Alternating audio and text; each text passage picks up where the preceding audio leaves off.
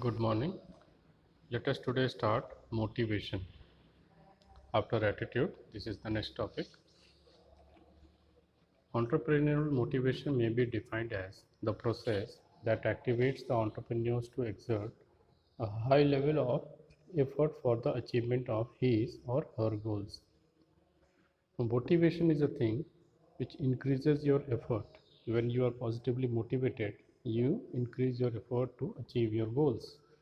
In other words, the entrepreneurial motivation refers to the drive or forces within an entrepreneur that affects his or her direction, intensity, and persistence of voluntary behavior. So, through motivation, you can drive the behavior of any employee towards your goal. So, if you motivate one particular worker to work hard and achieve the goals, he will do so if they are or workers are motivated. For example, on the field of cricket, the captain motivates the bowler to bowl properly and focus on taking a wicket.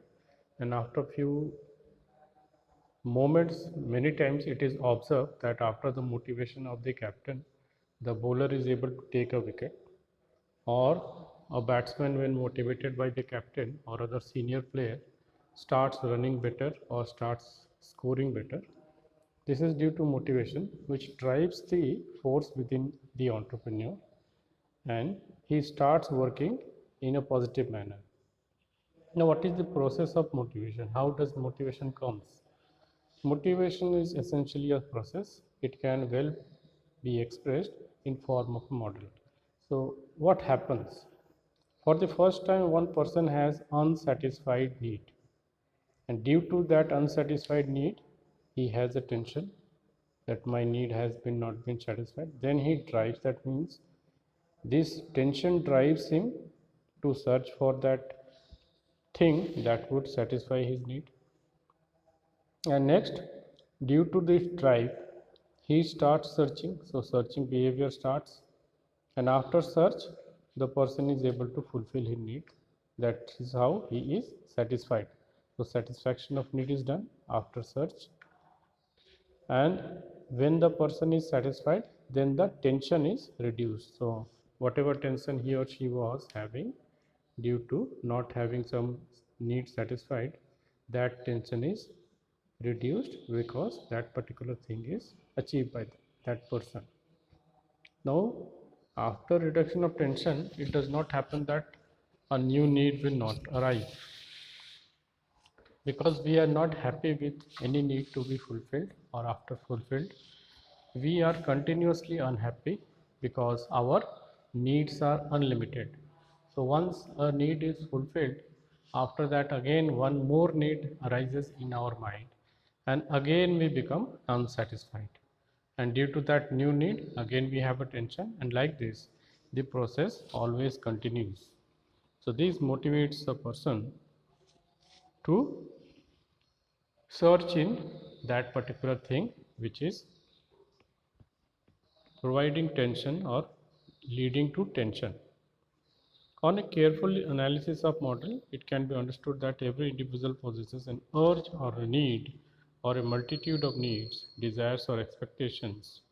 The unsatisfied need leads to tension within the individual and motivates one to search for ways to relieve one's own tension. That tension leads one to certain drives and searching alternatives to achieve one's goal, which will eventually reduce tension. So, this is the method that we observed in this figure. Motivation theories. There are various motivation theories given by various management scientists, and we will discuss some of them.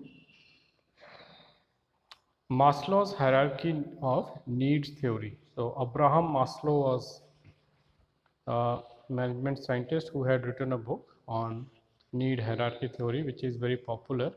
This theory was proposed by Abraham Maslow and is based on assumption that people are motivated by a series of 5 universal needs. Universal needs means those needs which are required by each and every person. These needs are ranked according to the order in which they influence human behavior in hierarchical fashion. Now let us see these. Now these are the hierarchy. On the bottom you will find psychological needs, that is basic need of a person, that is compulsory. So need for food, water, warmth and rest, these are the basic needs that a person wants. And after he has received those food, water and other things, then a security or safety need arises in the mind of that person. So he will strive for more. Then if he is given safety need or fulfilled the safety need, he has some more need, that is belongingness and love needs. Then after having these needs, he has a esteem need, and at last or top of the pyramid you can see self-actualization need. So what are these? Let us discuss. Psychological needs are deemed to be the lowest level needs. These needs include the needs such as food and water. As long as psychological needs are unsatisfied, as long as physiological needs are unsatisfied, these are physiological needs, that means physical needs, as long as these are unsatisfied, they exist as a driving or motivating force in a person's life. A hungry person has a felt need. So basic need of our life is fulfillment of hunger, food, water and shelter. These are the basic needs. These felt needs sets up both psychological and physical tensions that manifest themselves in overt behaviors directed at reducing those tensions, getting something to eat. So when the person gets something to eat, his physiological need is fulfilled. Once the hunger is sated, the tension is reduced and the need for food ceases to motivate. Ceases means stop. At this point, assuming that other physiological requirements are also satisfied, the next higher order need becomes the motivating need. So next is safety need after achieving physiological needs. These are the need for shelter and security. It becomes the motivator of human behavior. So if you get the food or water, then after fulfilling these basic needs, you will think about your own shelter, house and security of job. Safety needs include desire for security, stability, dependency, protection, freedom from fear and anxiety, and need for structure, order and law. The workplace, this needs translates into a need for at least a minimal degree of employment security, the knowledge that we cannot be fired on a whim and that appropriate levels of effort and productivity will ensure continued employment. So, when the person will fulfill his needs, then he will be satisfied. So, social need include the need for belongingness and love after safety needs. So, when you are satisfied physically, then you have a safety need that you should have safe job, a house to live, and after that you are fulfilling that safety of your job or need of a house. So after security needs are fulfilled, there is a need for social or belongingness and love. So people also need belongingness and love and affection of the people who are near him. Generally, a gregarious creatures, humans have a need for belong.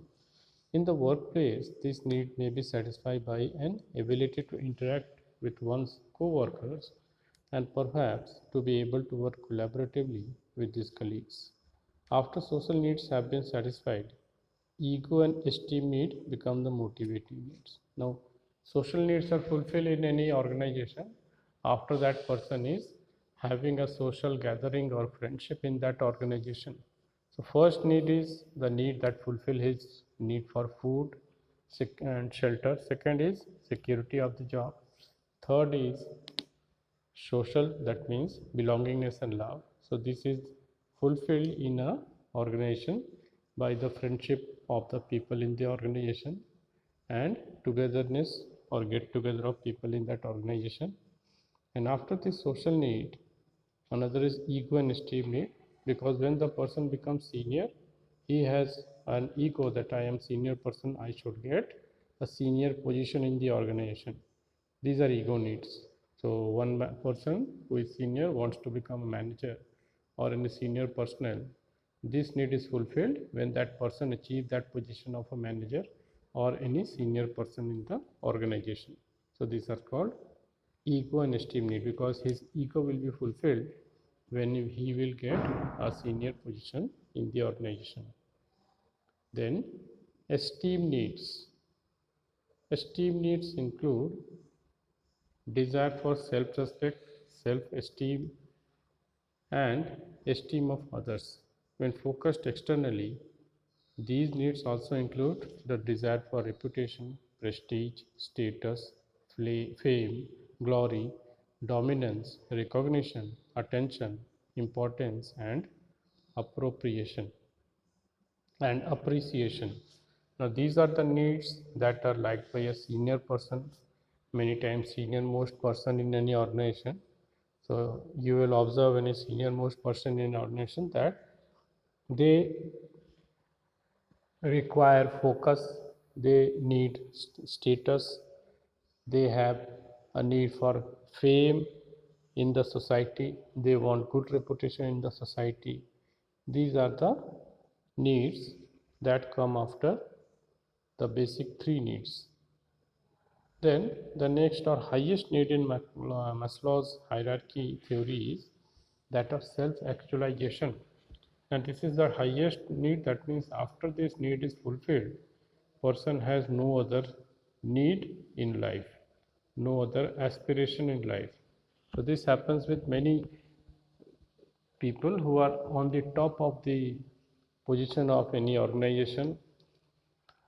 So if they are achieved, they don't have any other need in the life. The need for self-realization, continues self-development, and process of becoming all that a person is capable of.